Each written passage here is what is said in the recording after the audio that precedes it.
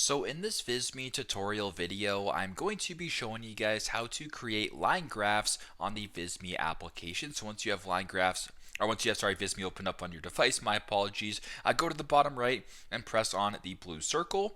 Then under project type, press on charts/graphs right in the middle.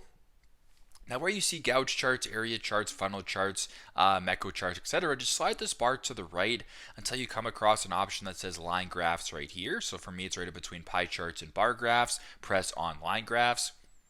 So what you can either do is select a blank template if you want, or what you can do also is just scroll down and view a whole bunch of different templates here of some line charts or of some line graphs, my apologies, in the Visme application. So if you like one that you want to select, go ahead and do that. Or I'll just go ahead and press this one, Content Manager's Job Supply and Demand.